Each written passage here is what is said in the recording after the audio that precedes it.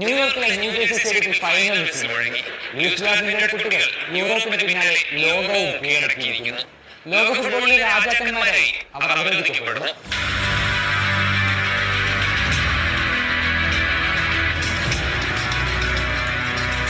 ലോകകപ്പ് തുടങ്ങിയപ്പോൾ അധികം ആരും കിരീട സാധ്യത കൽപ്പിക്കാതിരുന്ന സംഘം ആദ്യ മത്സരത്തിൽ കേപ്പ് വെർഡെയോട് അവർ സമനില വഴങ്ങിയപ്പോൾ തന്നെ ആരാധകർ പോലും എത്തിച്ചുളിച്ചു.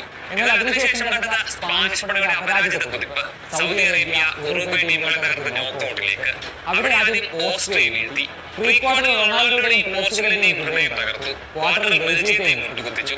ഈ ലോകകപ്പിൽ സ്പെയിൻ ആദ്യ ഗോൾ വഴങ്ങിയത് പോലും ആ മത്സരത്തിലായിരുന്നു. സെമിഫൈനലിൽ ടൂർണമെന്റ് ഫേവറിറ്റുകളുടെ ലേബലുമായി എത്തിയ ഫ്രാൻസിനെയും തകർത്തു. കലാശകളിൽ നിലവിൽ ചാമ്പ്യന്മാരായ അർജന്റീന. ആവേശം നടന്ന കലാശപ്പോരിൽ സ്പെയിനിൽ യുവന്റെ ഓരോ മനസ്സോട് പോരാടിയപ്പോൾ മെസ്സി പടയ്ക്ക് കാലിലറി. സ്പാനിഷ് പട വീണ്ടും ലോകത്തിന്റെ നെറുകയിൽ. രണ്ടാമത്തെ സുവർണ്ണ ചക്രം അവർ നെഞ്ചോട് ചേർത്ത നിമിഷം.